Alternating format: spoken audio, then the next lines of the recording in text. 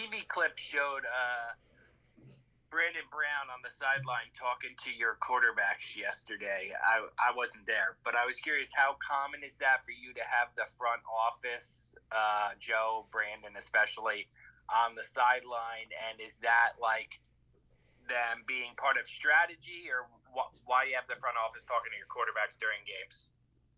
Yeah, it's not because of strategy. If we're on the road game and the front office doesn't have a box, then they come down on the sideline, which has happened, say, a number of times. Is that something you welcome? Like, my research this morning tells me it's rare but not unheard of. So is that something you welcome because of the collaborative process here? Yeah, I mean, they go down and watch the game from the sideline instead of up in the box. So that's what they're doing, watching the game. Thanks. Yep. Paul Schwartz. Hey, Brian. Paul? I'm wondering, how do you divide up, after games when you're, after a loss or something, and a lot of times you say it's on me, blame me, that was a bad call, things like that, and dividing that up, which is pointing out mistakes in players that players do. Obviously, there are mistakes that happen, and sometimes you point them out. Most often, you don't. How do you kind of figure out what's the right strategy there? Yeah, well, we have team meetings, after games, and go through the tape, big picture stuff, and we talk about things that we can correct in those meetings and improvements that we need to make, or specific plays, whatever it may be, situational stuff.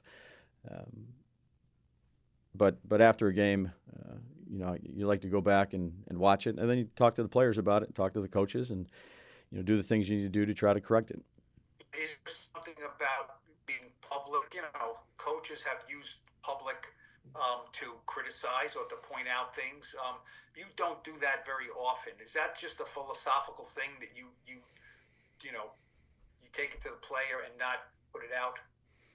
Yeah, I think that's important. It's important for me to talk to, whether it's the players or the coaches, to go ahead and make the corrections. Everybody's going to make a mistake, and you try to fix it. But I'll do that, in team meetings. These guys put a lot of effort into things. Everybody does, and good or bad, when we go through it, that's the setting that I choose to do it in. But again, I'm the head coach, so I'm the head coach. I'll accept responsibility. Do you feel that gives you some equity with players? When you got to tell them to them straight, but you tell them to them straight behind, in the building and not out in public. Yeah. Look, I just try to do what I think is best for the football team, for the players, for the coaches, and that's the way I approach it. Thank you. Yep. Rock. Hey, Brian. Hey, Tom. I think there's a hi, Brian. I think there's a natural inclination to sort of say, at this point, kind of the season can't end fast enough, right? How do you keep focused on the two games and not the obvious changes that are going to happen in everybody's lives one way or another after these two games?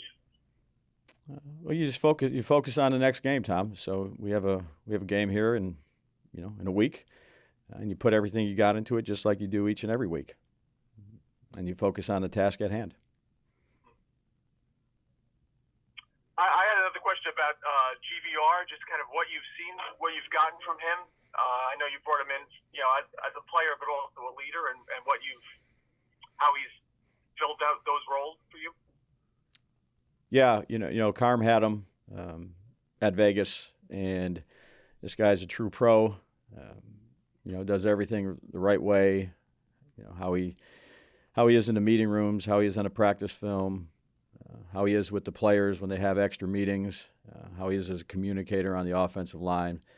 He's been a good veteran presence for our football team.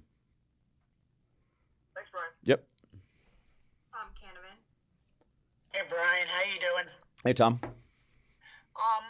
Have you made a decision on how you're going to proceed this week with a quarterback? Yeah, we watched the tape. Drew is actually getting an MRI today. So again, where that's at, he's getting it, I think, at 11:30 or 12 today. So I'll have more information relative to what that's about, and if it's anything, if it's not anything. Usually guys are sore the next day. So we'll see where he's at after today. And the MRI is on what? It's on his shoulder. And the other question I have is, we all saw Penix yesterday, and he looked like he played pretty well. This seems like an obvious question, but how important is it to have a young guy who looks like he can control the situation and be a team's quarterback of the future? Yeah, I'd say it's very important. Yeah. You. Evan Barnes. Hey, Brian. Evan? Just looking at Tyrone Tracy, he had that touchdown back in the end zone. Just at this point of the season, we obviously talk about Malik and just what he's done this year, but just how have you been impressed with Tracy's growth, just, getting more comfortable this first season? Yeah, he has more carries this year than he had his last couple of years in college. He's continuing to get better. We're asking him to do different things. Obviously being a former receiver, now then a running back, and now a running back here. I think he's got a good mentor and motor. Joel Thomas does a good job with him. He's been productive when he's touched the ball, both in the run and the pass game, and good young player to continue to work with and develop. I think he's got a bright future. And then second, we saw Michael went down. I guess, is there any update yet on how he's looking? No update. He's getting looked at here a little bit later, but he's he had a burner, so we'll see where that's at. Thank you. Yep. Charlotte Carroll. Hey, Dave. How's it going? Charlotte? Just to clarify, is Drew getting the MRI on his throwing shoulder? Yeah, it's his right shoulder. Again, it could be nothing. Charlotte, they just gave it to me before I came down here, and we'll see where it's at. Any other injury updates that you've got? I just had, Micah's going to get looked at here. Tracy kind of re-aggravated his ankle a little bit, and so did John Michael. That's what I got so far. Okay. Are they, I know it's early in the week, I know the drill. Yeah,